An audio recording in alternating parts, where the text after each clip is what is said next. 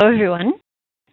My name is Mary Collier. I'm the Professional Development Program Manager at the Ontario Museum Association, and I'm very happy to welcome you to the second webinar in the Indigenous Collections Symposium series. So I want to start off by first acknowledging that Toronto, where the OMA offices are and where I'm speaking from, has been a site of human activity for over 15,000 years. The land is the territory of the Mississaugas of New Credit, the Haudenosaunee, and the Huron-Wendat. It is still the home to many Indigenous people from across the island, and we are very grateful to have the opportunity to work in the community in this territory. I start our webinar off by just making sure that everyone knows how to participate. So you'll be able to see the slides and hear the presenters speak. If you'd like to ask a question or make a comment to the presenters or to anyone else who's on the call with us, simply type your message into the chat box, which is at the right-hand side of your screen, and click send. So during the chat, and we'll do our best to answer all of your questions. If you're having any technical issues, Josh Lichty here at the OMA is signed in as an attendee, so you can send him a message through the chat for any assistance that you might need. I would like to also recognize the project partners in the Indigenous Collections Symposium, the Dayahohage, the Indigenous Knowledge Center at Six Nations Polytechnic, the Woodland Cultural Center, and the Faculty of Information at the University of Toronto, and of course the Government of Canada for funding this project. The theme of the Indigenous Collections Symposium is Promising Practices, Challenging Issues, and Changing the System. And so while the speakers at the symposium itself will be talking about those issues and practices and changes that need to be made going forward, the purpose of these webinars happening beforehand is to provide a bit of context for those conversations to happen so that we're all on the same page about some of the background. So today we'll be hearing about the history of residential schools in Ontario and about interpretation of those histories from two individuals who work at the sites of two former residential schools in Ontario. So we are very fortunate to have with us today Amos Key Jr., who's the Director of First Nations Language Program at the Woodland Cultural Center, and Mr. McCracken is the Archives Supervisor at Shingwauk Residential School Center and the Arthur A. Wishart Library at Algoma University. So Krista and Amos will do their presentation, and then we'll have some time for questions at the end. I think we're going to get started right now, and I'm going to pass the mic over to Krista, and maybe she is unmuted. Okay, there you go. Great. Thanks for that lovely introduction, Mary. And just as we get started, I want to acknowledge the traditional territory that I'm on. So I'm in Sault Ste. Marie, which is known as Ba-Wa-Ting traditionally, and it's traditional territory of the Métis people and the Anishinaabe people. I also want to acknowledge the survivor community that I work closely with, because without them, the work I do wouldn't be possible, and a lot of the resilience that they've brought to the Shingwauk Residential School Center is kind of at the core of the work that I'm able to do over the past few years. So just to get started, we really want to talk about the fact that residential schools are just one piece of the colonial history in Canada. Also to acknowledge that Canada has what is sometimes called a forever history, and that history really belongs to the various groups of Indigenous people who live across the land that we now call Canada, and that history can really be best told from those of the various communities across this country. So we're really going to touch on that forever history. We are going to talk about different parts of the colonial legacy in Canada. Definitely not like a history of that colonial history. So I would encourage you to learn a little bit more on your own about those topics. History of residential schools in Canada. There were a total of 139 residential schools, with the earliest ones starting in the 1830s, and the last residential school not closing until 1996. In Ontario, there were approximately 18 residential schools. I say approximately because it depends on how you divide up the iterations of the residential schools. And residential schools in Canada were operated by the Canadian government in partnership with 6 major Christian denominations. The Roman Catholic Church ran the largest number of residential schools in Canada, followed by the Anglican Church, then the United Presbyterian, Methodist, and Baptist churches.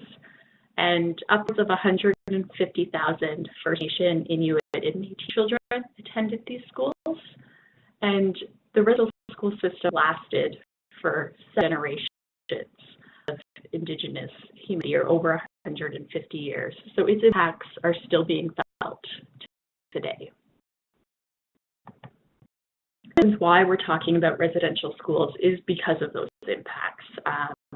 It's something that continues to affect Indigenous individuals, families, communities, and it's something that as Canadians we need to talk about. And it really matters because it happened here in our country, and there is sometimes this myth that Canada is a place of acceptance, is a place that is an advocate for human rights, but it does have this past that for many years wasn't discussed. And so that's one of the reasons why we need to talk about the residential school system, its history, also the ongoing impacts and how it's still impacting our country and our relationships with Indigenous communities. So things over to Amos to talk a little bit about some of the legislation that was behind residential schools. Okay, good to go. Good afternoon, everyone. My name is Amos Q. Jr., and I'm going to say something in my language just to start my section.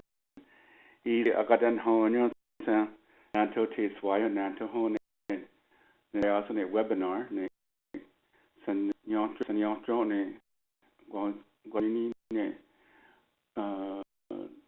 initial schools. I just welcome everybody to my session of the webinar.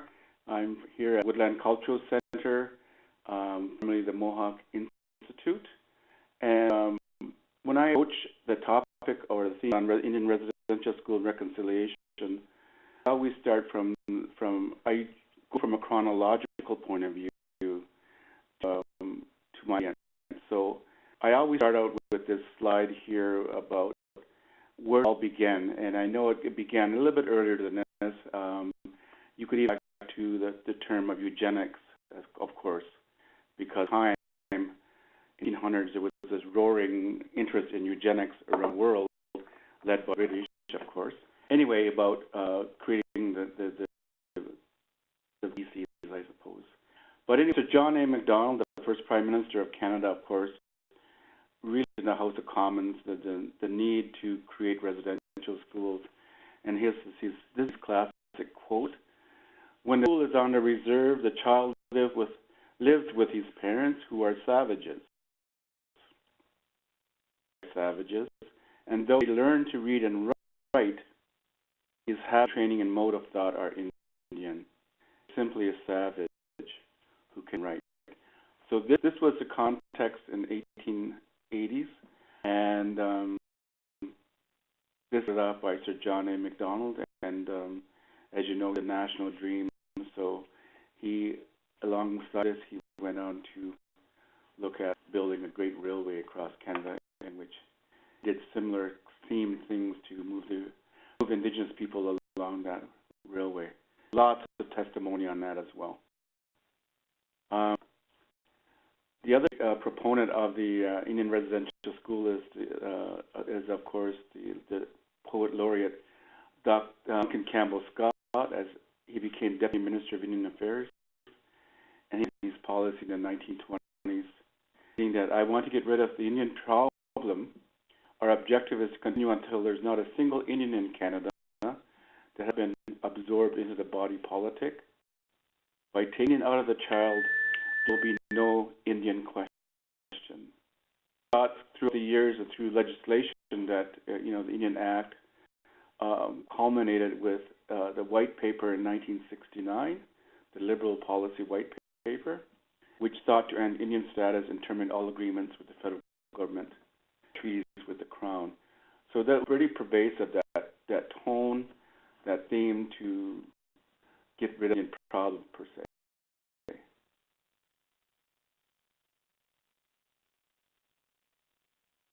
And back to Krista. Hello?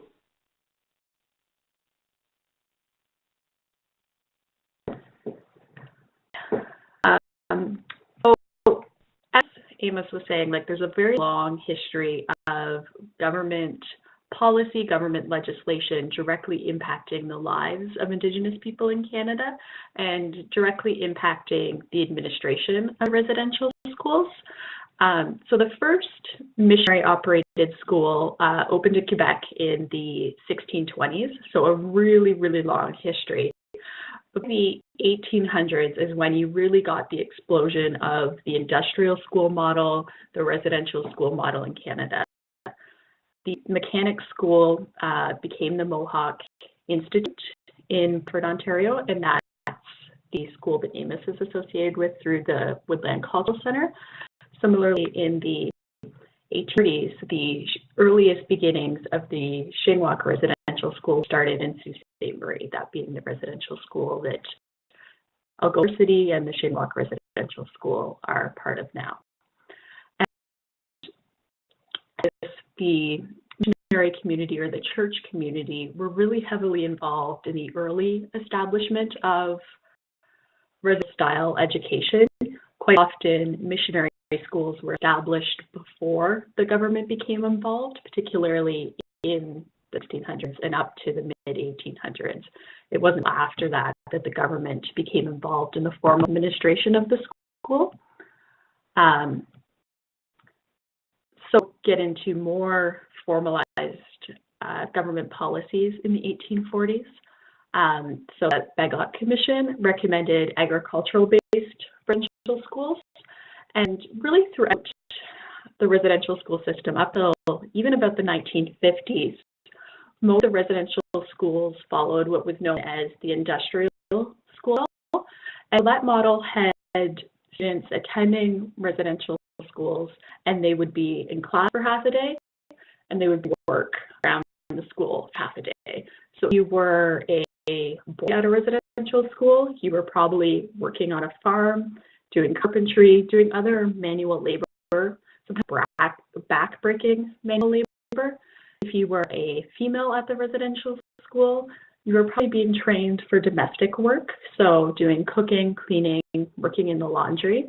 That half-day system, it's really important to note that that existed for so many years because it very negatively impacted the education experience of students at the residential schools.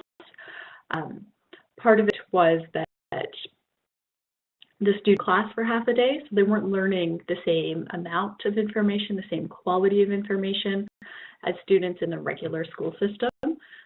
There's a common statistics that's used to kind of describe that. So by the time a residential school student was the age of someone who would be in grade 8, so 12 or 13 years old, their education level was usually closer to someone in grade 3 or grade 4. Okay. Idea of some of the impacts of the industrial school system and the agricultural-based boarding schools.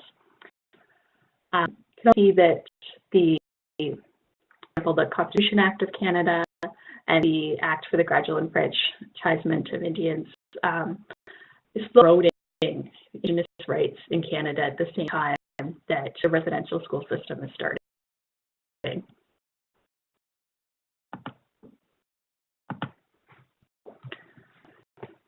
In 1876, the Indian Act made education compulsory for Indigenous children in Canada. So it was actually written into the Indian Act that children between the ages of 6 and 16 were legally required to attend school. There were children who were much younger than 6 years of age who attend residential school, like sometimes 2 or 3 years old. And if their parents didn't want to send them to residential school or tried to prohibit them from going to the residential school. Their parents could lose their treaty rights. They could be sent to jail and be fined. So there wasn't a choice in these Indigenous communities. In some cases, the children were taken without their parents' knowledge. So following the passing of the Indian Act, the other kind of landmark piece of legislation was the Davin Report, and that was released in 1879. And Davin was a journalist as well as a politician, and he was sent by John A. Macdonald to the United States to study their Indian boarding school system there. And he went and basically saw that the U.S. had a policy of what they were calling aggressive assimilation. And he also studied the partnership that the United States had developed between the government and church organizations. And he essentially studied their system, came back to Canada, and said, I really think we need to do this. It's working well in the United States, while being his words. But out of the Davin Report, that's when you get the federal government entering into a formal partnership with church organizations to run the residential school system. Another important thing to note here is that as early as the 1800s, early 1900s, there were Indigenous community members as well as government officials who were knowing that this system was treating students horribly. In 1922, Dr. Bryce's medical report on national crime talked about the poor living conditions and the treatment of students in the residential school system. So it's not as though the government wasn't aware of what was going on. They definitely were, and that's something that has been happening for years in the residential school system by the mid-1900s. Okay. In the residential schools, the last residential school closed in 1996. And at that point, the Indian government established the Royal Commission on Aboriginal Peoples, also known as RCAP, and it really looked into the state of Aboriginal people in Canada, and some of the insightful portions of that report dealt with residential schools and the lasting impacts of residential schools. In 1908, the Aboriginal Healing Foundation was established, and that was a government-funded organization that was really focused on community-driven healing across Canada, and worked with residential school survivors to come up with ways that they could work towards their own healing journeys, and then turned to the 2000s, where we get class action suits from residential school survivors, the settlement agreement that the Government of Canada agreed to, as well as the official apology and the Truth and Reconciliation Commission. So the 1990s and the 2000s really kind of mark the beginning of the residential school healing movement, at the beginning of a national conversation about residential schools. Prior to that, residential school survivors and Canada as a whole really wasn't talking about people's experience in the school system. It was something that was kind of kept private, even within families. A lot of survivors wouldn't talk to their children or to their spouses about their experience in residential school. I'm going to turn this back over to Amos to talk a little bit about the ongoing legacy of residential schools, and then he's going to touch on some of the work that they're doing in the Woodland Cultural Center.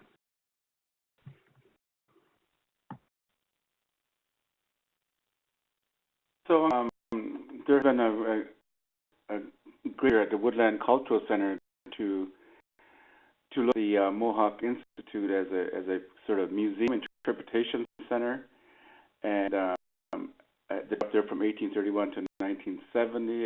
It was established, and I just recollect and share with you my history because I'm in actually my office is in the second floor right now in what was Mohawk Institute. I'm on the second floor, and there's lots of construction going on as we repair the roofs.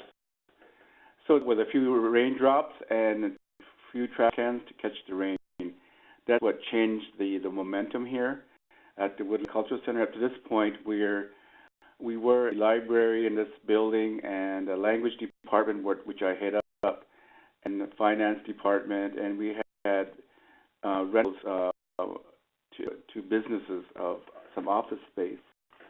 So that's what we were until probably about 48 months ago, primarily until the rain started to seep through the roof. The system in my office is on the third floor that we noticed we had to do something. And so the Six Nations of the Grand River first asked the Woodland Culture Center to conduct community consultations to determine whether there's an appetite to invest up to $1 million into the roof repair, and whether Six Nations should save the building or let it go to rot or simply demolish it off the face of the earth. In doing, leave this whole Canadian history in its wake with a mere plaque, perhaps, to denote it even existed. However, consultation, including survivors, was overwhelmingly supportive of this investment. So at that point, I was an acting executive director, so I went back to the elected council, Chief Ava Hill, and accepted the results of the community consultations, and the building was saved. And I had the luxury of having Janice Montour, the executive director, attend with us to that meeting. She would recommend to her council that do two things. They pledged $225,000 and challenged all levels of government to match their challenge. So that kicked the whole this whole renaissance about looking at the Mohawk Institute as much more than a set of offices. In time, the Six Nations elected council also named the property and premises a Six Nations National Historic Site. Its levels of government will do the same. Momentum converged with the emerging epiphany of conscience in the country and in this province. There's this whole swell of consciousness about that era and that history. The city of Brantford met the challenge of Chief Ava Hill and her council, $220,000 commitment. The province eventually met the challenge and then some, and had almost $2.6 million over the next 2 years. And it's part of the journey together. Present in that the Liberals in the province committed to on May 31st, 2016, which earmarked almost $200 million investment in Indigenous communities in Ontario. And this is a part of it. And then my role in languages, they also committed $5 million a year towards building a great language initiative. So there's a big commitment from the province. How many get that done before the end of their tenure as the lead government? We'll know that in a few months, I suppose. Ministers, individuals, schools, and associations who have social responsibility strategies have fundraised and donated money side with these big ticketed governments. And construction has commenced on a three-pronged phased-in approach, including asbestos abatement, repair roofs, which is going on now, updating and stabilizing all the mechanical and electrical. So what's happening, and then the genesis of creating a new museum or interpretation center. In campaign, many hours were spent informally meeting with individuals and survivors. So to brand the campaign, we settled on safety evidence to save the witness of this history in order to honor the legacy and the grace of the 15,000 students who attend school. Not too after, a Brantford civic group calling themselves Friends and Neighbors of Safety Evidence emerged by David Newman, he's another man in the city, and Rob Nechdal, a local entrepreneur.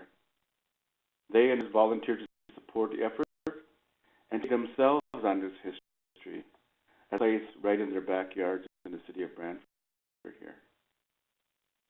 They're beginning to find an innovative designer to design the state-of-the-art exhibits that we use to interpret this lost and forgotten era of Canadian here at the Mohawk Institute. One of this campaign, I often cite that when complete, it was its first Canadian Museum of Conscience. Perhaps pledged to join our efforts.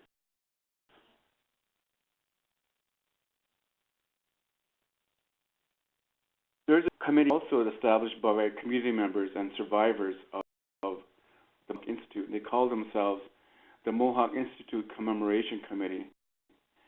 And they've been pledged 5 acres here on the site to Mohawk Village Memorial Park.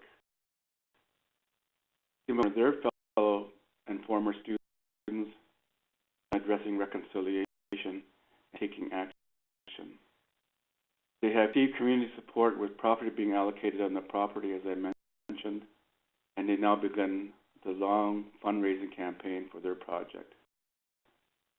The moment completion will complement the ongoing efforts of Save the Evidence.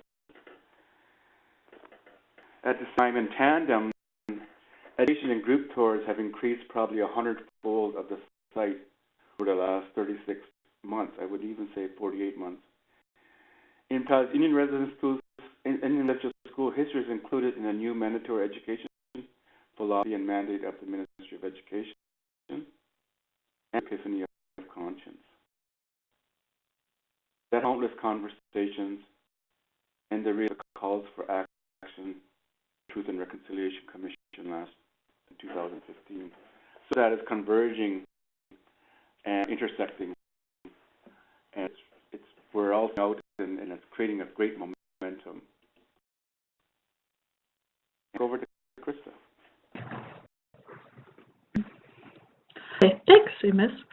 I think it's really interesting to note that both Amos and I, because we're both working on sites of former residential schools, we have similar concerns, have built similar partnerships on our sites, but also that the interpretation has been different because of the nature of our sites.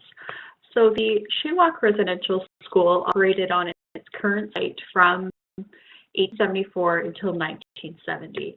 In 1971, Algoma University College, now known as Algoma University, moved onto the site and began operating as a post-secondary education facility.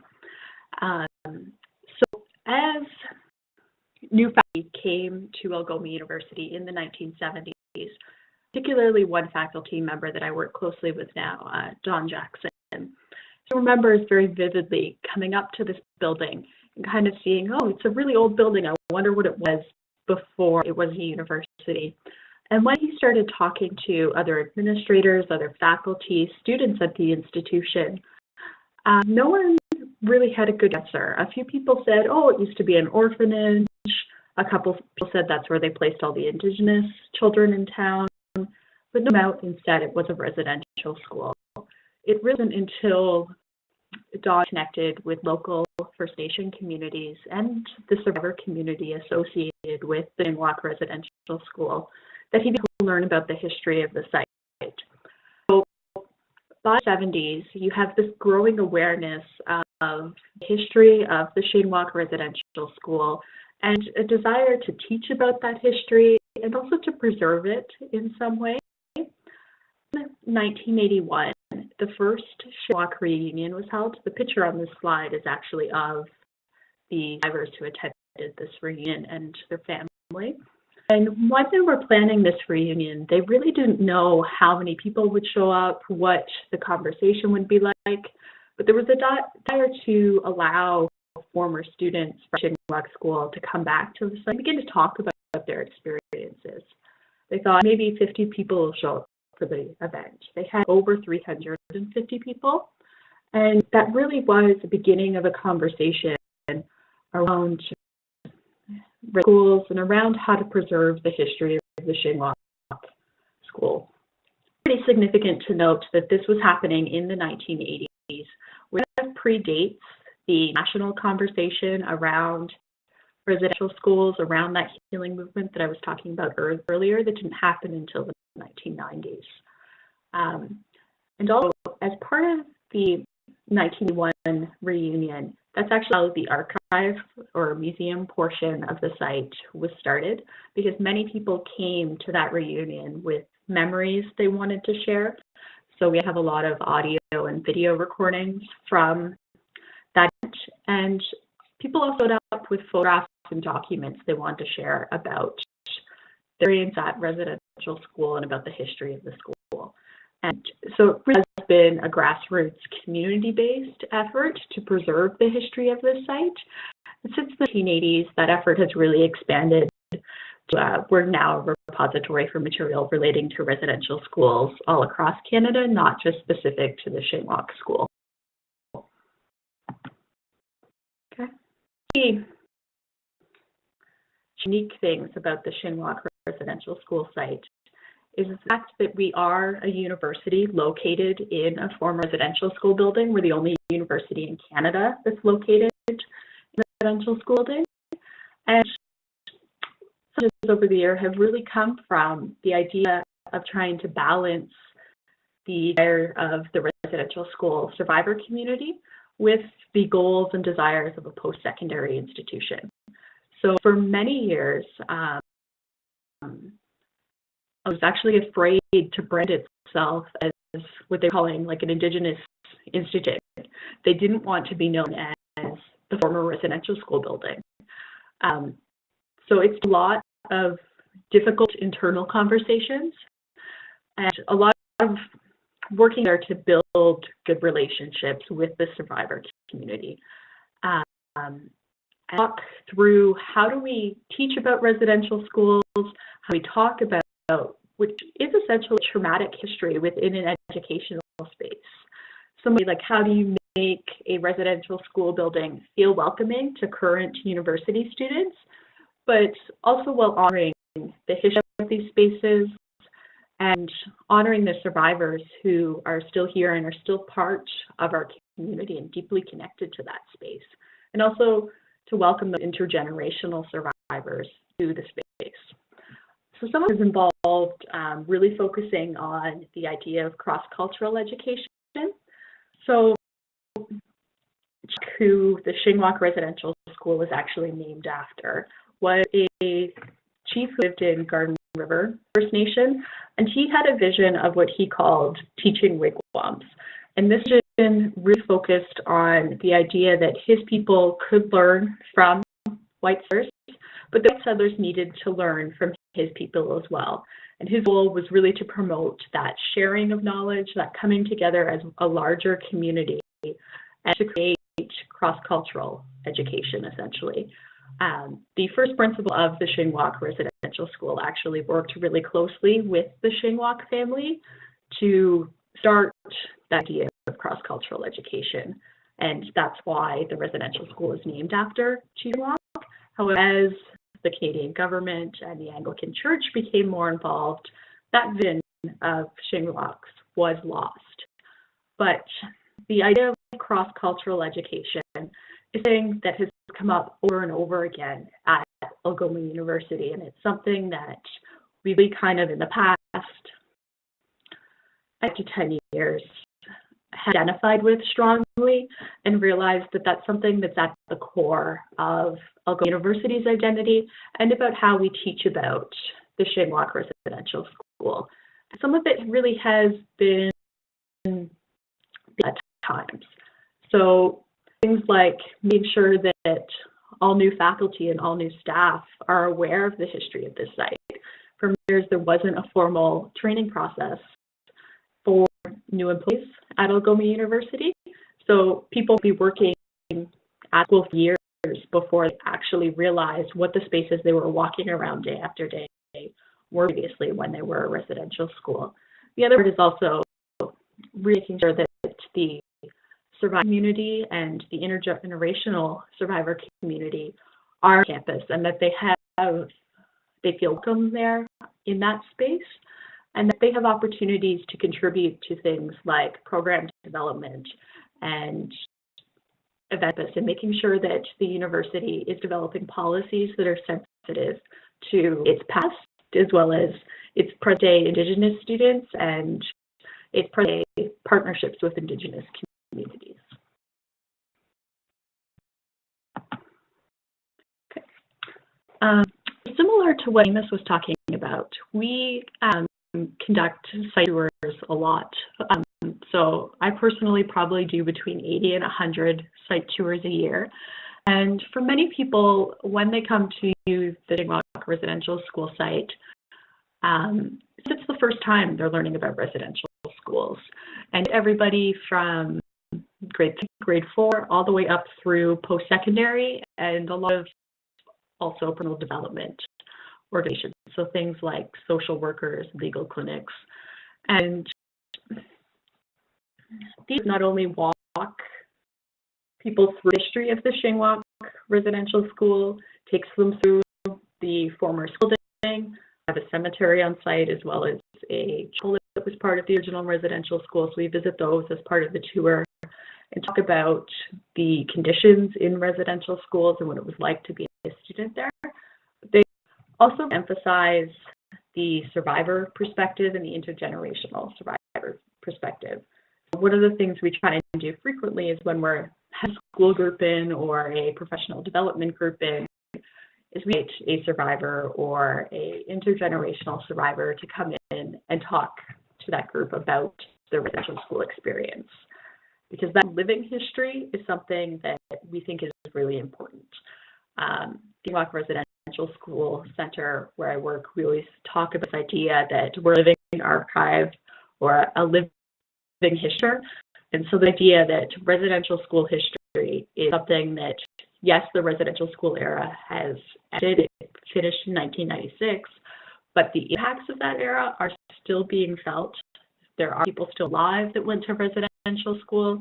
Also many people who, if their parents or grandparents went to residential school, they have been impacted by residential schools. So I think that perspective at the forefront of our programming is something that's pretty important to us, and also something that makes it almost real for students or visitors to the site. Another project that we're working on right now is we actually received a Museums Assistance Program grant to develop educational outreach programming and museum quality displays that will now line the halls of the university. So it's going to be abundantly clear to staff, faculty, students, as well as visitors to the site what this building is. So you won't get that confusion when you enter in and start wondering what's the history of this site. It will be clear. It will be something that we can use as a teaching tool going forward. Just to kind of round things off at the end of our discussion today, thinking about the idea of how can museums and cultural heritage institutions teach about residential schools. So things I really want to emphasize is as settlers or settler organizations, and you really do some of that groundwork yourself. We can expect Indigenous people to educate settlers on the basics of residential school history or on the foundations of settler colonialism. That background research definitely needs to be done by you. Take that burden, do that work. So I would really strongly suggest or maintain that building partnerships with Indigenous communities and survivors is crucial to teaching about residential schools. And I think building partnerships and building relationships is the point to remember. Those relationships need to be beneficial to both parties. So the idea that you're not taking things from survivors or taking things from communities, but that work partnership between the two of you. And also acknowledging that partnership can take years to foster and not to expect that it should happen immediately. There's other simple things museums and other institutions can do to start indigenizing or talking about how to make policies that are more friendly towards Indigenous communities. So learn territory you're located on, appropriate acknowledgement to those communities, learn appropriate cultural protocols for approaching Indigenous communities in your region. Think about things like ways that servers can smudge in your institution. Is there a place for quiet, thoughtful contemplation if you're creating an exhibit on residential schools?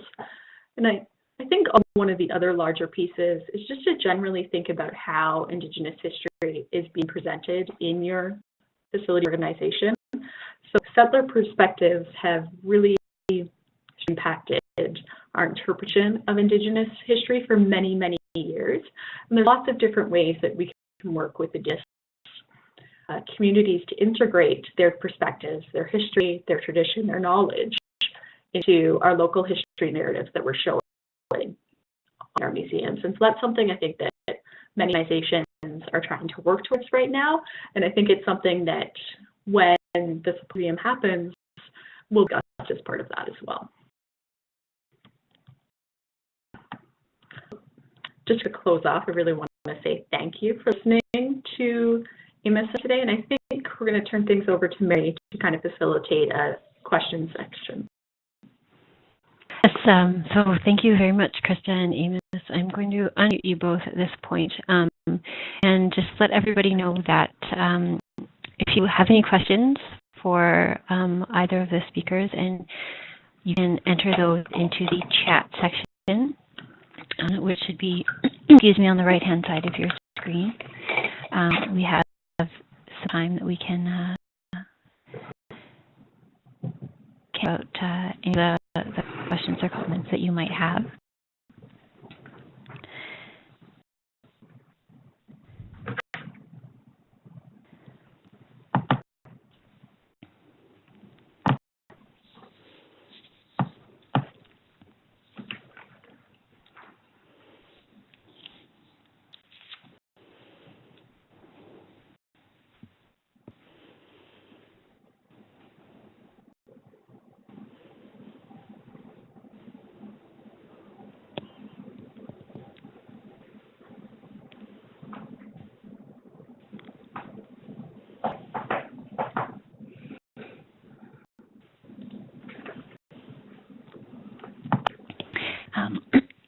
While waiting for people to type, I think it's probably fairly clear from listening to both Krista and Amos that they're both part of really interesting and important institutions that hold valuable collections and research information. So I would certainly encourage everyone to make use of both Woodland and Shingwauk Residential School Center for your own research as you move forward with, looking at your own local area. So we do have one question to start things off. So the question is, was the residential school that was operating until 1996 still operating with the principle of assimilation, and were students expected to carry out labor? Either want to weigh in on that one? It was the Gordon Nation Residential School, wasn't it? Was in Saskatchewan. And so by the late 1970s, the residential school system had started to change drastically. The government was kind of realizing their policy of assimilation wasn't working. So in some cases, the residential schools were actually handed over to First Nation communities, and they were governed by those communities. And that was the case with the Gordon Nation Residential School. And by 1996, they wouldn't have been doing that forced labor component either. And also by about the mid-60s, you get a period where some of the residential schools, including the Shingwauk Residential School, became almost facilities. So many of the students at Shingwauk in the 1960s slept there, ate there, did extracurricular activities there, and had an occasional class there. But many were actually bused to local elementary and high schools. And that was part of what the government was calling the integration process. and was almost a precursor to the school system winding down in the 80s. If there's Joanne's question. The 60 scoop sort of up this of that as well, because then they could just adopt the children out. Yeah. So as the school system upon that and this as an impact, but that 60 scoop, and I have a nephew in-law who went through that, and I can see how it changes his worldview times when we're having conversations. So it's a great impact, and we don't touch upon it very much, but I think it's something that needs to be addressed, and perhaps even at the symposium, you bring someone in to talk about who's done a lot of research on the 60 scoops and its impact on residential schools and on Indigenous communities. Yeah, briefly, Amos, could you just define what the 60 scoop was, in case people aren't familiar with that term? Well, the 60 scoop was when the agencies, social agencies, had right and the legal point as to be able to take out of their homes, their communities, and have them put into in care. And the settler communities could come and adopt them. And incidentally, just on Valentine's Day, a couple of weeks ago, that the Ontario portion of the class action suit won case, and the 6,000 or so that were impacted, it sounds like they're going to be able to be involved with a settlement of $1.3 billion. The federal government is now not going to appeal it to the Supreme Court, so they are going to start settling that social. I don't know what to call it anymore. That sort of that the social agencies are licensed to adopt these children out. And I recall seeing in the 60s, reading those newspapers, the Toronto Star and the Toronto Daily News, or what it was called, and they were excerpts from the societies, having images of these individuals who were ready for adoption. It's just abhorrent to me now when I think about that. Anyway, they used to print those every day and basically say these students are now, or these youth are now available for adoption. Depending on what side of the fence you sit on, that can really conjure some images. So, a 60 scoop was gave the license to the social agencies to apprehend basically the young children on reserves to be put into care and to adoption, fostering. Now, experience for me on Six Nations, I talked from parents and said, because there was a welfare agency on Six Nations, and parents told me that if you had a car coming down the reserve road, run to the bush line. I'm going to take you away. So that welfare lady at Six Nations, and at the time she had a Volkswagen Beetle. We had gravel roads, so in our blocks on the reserve are rectangular, our road blocks. So when we were coming down the road, we would just, those who had to walk to school, this were to happen, we just ran for our lives to the bush line, having had to talk from our parents. And that's what 60s as well, the 60s scoop. So I mean, kind of, I can laugh about it now because I equate that sound and that into the Wicked Witch of the West in the Wizard of Oz. It was that scary for me when I was that young, when I look back now. How I deal with it. I just, scary. I mean, to talk from my parents, and this woman had the license to do that. It's just incredible. It's my own experience from the 60s, but that's what allowed that to happen. And it's, of course, impact residential school because they didn't have to send them to residential schools. Now they could put them in foster care and adoption. Hope some questions. Well, thank you, Amos, for that for the story. It certainly, I from both of your presentations and what you've just shared, can see the very multifaceted impacts of residential schools that are continuing on. And I, again, thank you both for sharing your presentations with us today. And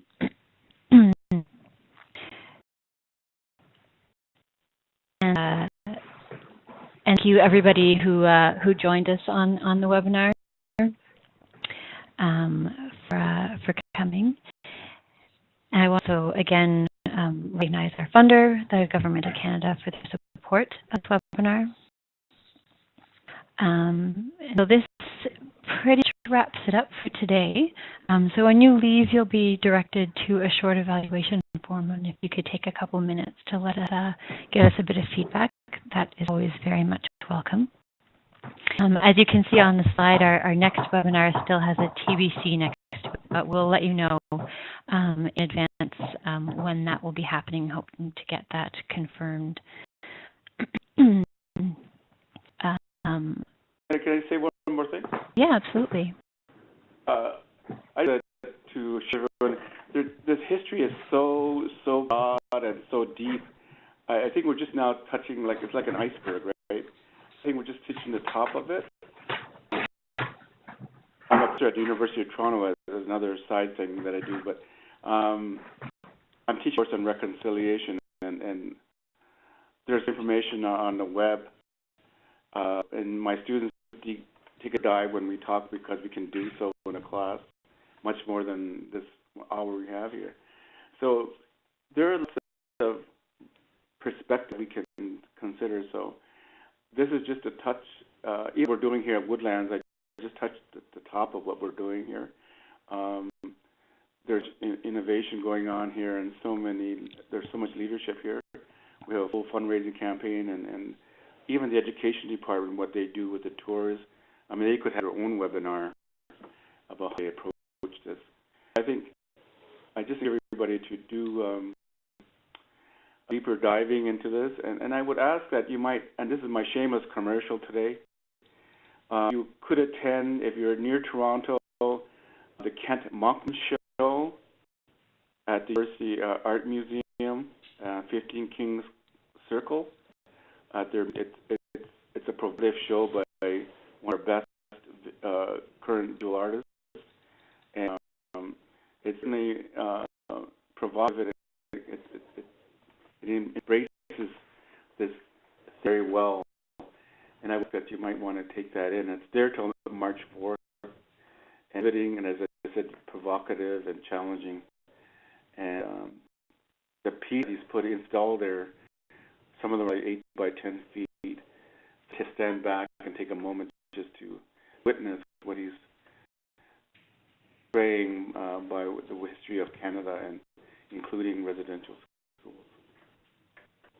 That's my commercial. That's it. Thank you.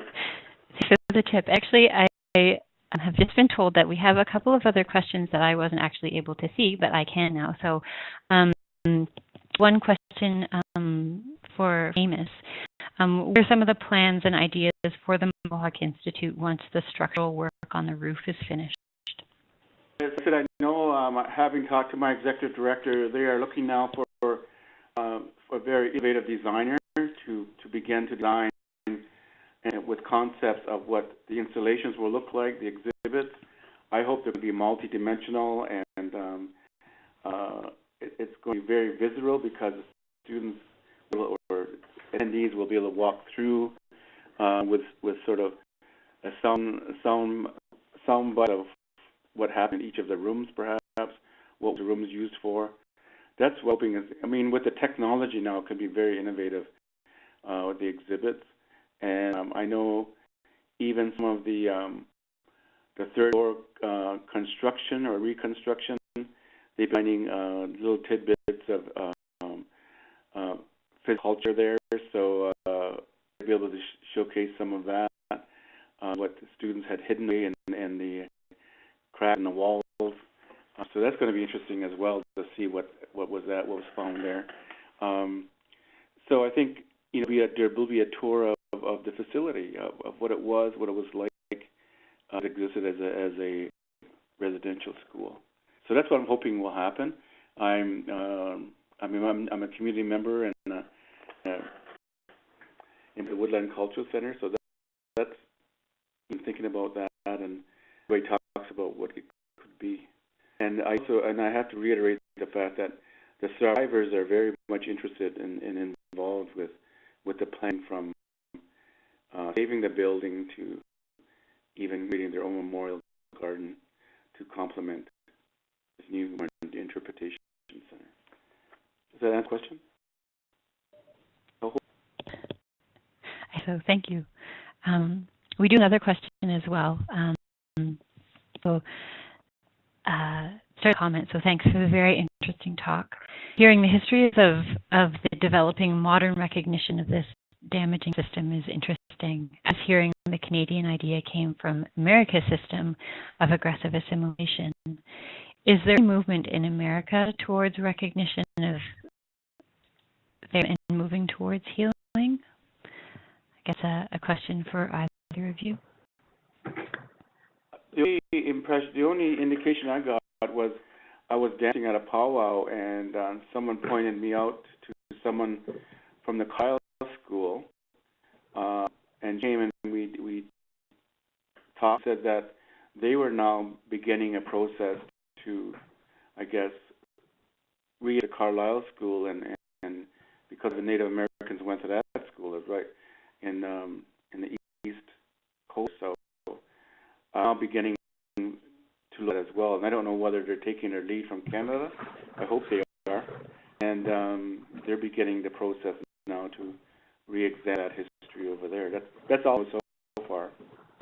I would kind of echo that and say that the healing movement and that idea of reconciliation in the United States is still very at the grassroots community-based level, and there are some communities within the U.S., there's a couple in Michigan actually, that have started to talk about their history, reinterpret it in different ways, but there isn't really a national conversation about their boarding school history going on.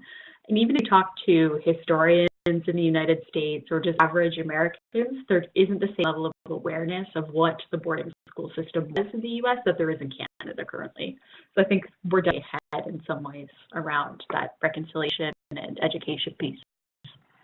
Mm-hmm. It's Mary again. The questions for this project at the OME, some of the work that the Association of Tribal Libraries, Archives, and Museums doing in the United States, and I don't know to what extent that the conversations they're having are specific to schooling, but certainly the same discussions around collections and museums and representation are happening in the United States, and so I'm sure that's would be a great resource if you wanted to check out that. So it's the, if I've got my acronym right, the Association of Tribal Libraries, Archives, and Museums. Mm-hmm. So like that is actually the end of the question. So thank you everybody for posting those, and Josh for letting me know what I couldn't see there. And thanks again to Krista and Amos and everybody for your participation. I hope we'll see you at the next webinar, and we'll let you know as soon as possible when that will be happening. So I think all that's left to say is have a wonderful rest of the day. Thank you. Thank you.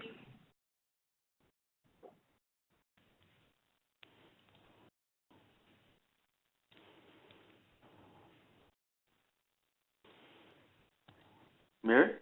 Yeah. Are a debrief or is that it? Sorry, just